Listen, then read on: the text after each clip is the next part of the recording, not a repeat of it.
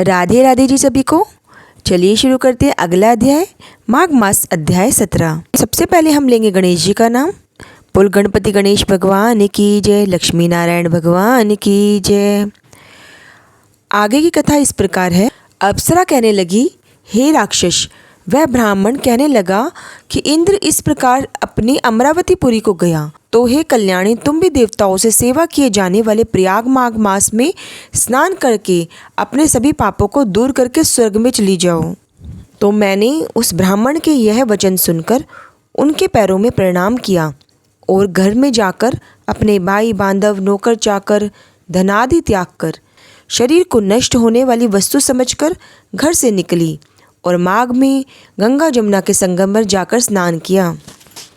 सो हे निशाचर, 3 दिन के स्नान से मेरे सारे पाप नष्ट हो गए। 27 दिन के पुण्य से मैं देवता हो गई और पार्वती की सखी होकर सुख से निवास करती हूँ। इसलिए मैं प्रयाग महात्म को याद करके सब देवी देवताओं के सहित प्रयाग में स्नान करती हूँ। सो मैंने अपना सब वृतांत तुमसे कहा। तुम भी इस योनि में क्यों पड़े हो? कुरूप होने का सब कारण मुझसे कहो। तुम्हारी दाढ़ी मूछ बहुत बड़ी बड़ी हो गई हैं। पार्वती की गुफा में वास करते हो। निशाचर कहने लगा कि हे बद्री, सज्जनों से गुप्त बात नहीं छुपानी चाहिए। मुझको अब कोई संशय ही नहीं है, मेरा उद्धार तुमसे ही होगा। सो मैं अपना सब वृतांत तुमसे कहता हूँ। मैं काशी में वेदों का ज्ञाता था। बड़े उच्च कुल में ब्राह्मण के घर में जन्म लिया था मैंने राजा, पापी, शूद्र, वैश्यों से अनेक प्रकार के दान लिए। मैंने दान लेने में चंडाल को भी नहीं छोड़ा। उस जन्म में मैंने कोई भी धर्म नहीं किया। वहीं पर ही मेरी मृत्यु हो गई। तीर्थ स्थान में मरने के कारण मैं नरक को नहीं गया।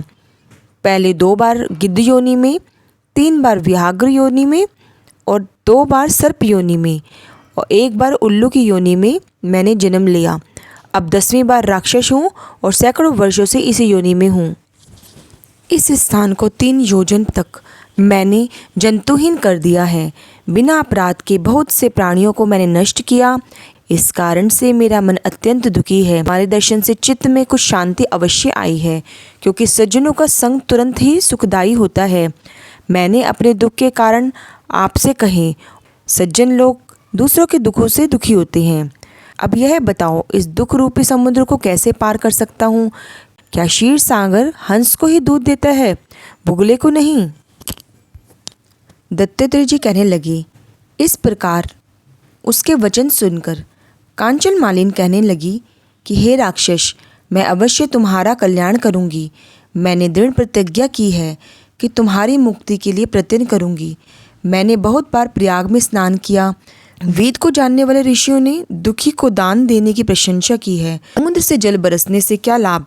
प्रयाग में स्नान करने का 1 बार का फल मैं तुम्हें देती हूँ, उसी से तुमको स्वर्ग ही प्राप्त होगा। तब अप्सरा ने अपने गीले वस्त्र का जल निचोड़कर जल को हाथ में लेकर माघ स्नान के फल को उस राक्षस को अर्पण किया।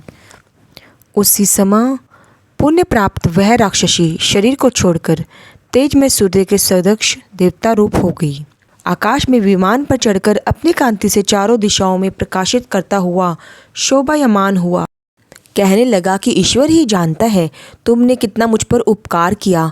अब भी कृपा करके शिक्षा दो, जिससे मैं कभी भी पाप ना करूं। अब मैं तुम्हारी आज्ञा पाकर स्वर्ग में जाऊंगा।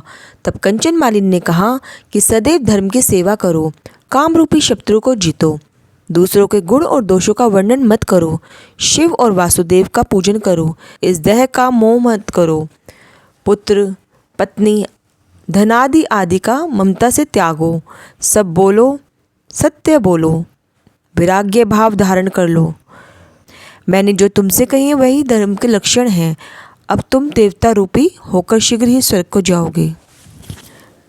दत्तात्रेय जी कहने लगे। इस प्रकार गंधर्व से शोभित वह राक्षस कांचन मालिन को नमस्कार करके स्वर्ग को गया। देव कन्याओं ने कहा आकर कांचन मालिन पर पुष्पों की वर्षा करी और देव कन्याओं ने वहां आकर कांचन मालिन पर पुष्पों की वर्षा की और प्रेम पूर्वक कहा कि हे भद्रे, तुमने इस राक्षस का उद्धार किया। कोई भी इस वन में प्रवेश नहीं कर सकता था। अब हम निडर होकर यहाँ पर विचरेंगे। इस प्रकार कांचन मालिन उस राक्षस का उद्धार करके प्रेम पूर्वक देव कन्याओं से क्रीड़ा करके वहाँ पर खेलने लगी और शिवलोक को चली गई। आज के लिए यह अध्याय यहीं ख़त्म हुआ। कल फिर मिलेंगे अगले अध्याय के साथ। सभी को राधे राधे।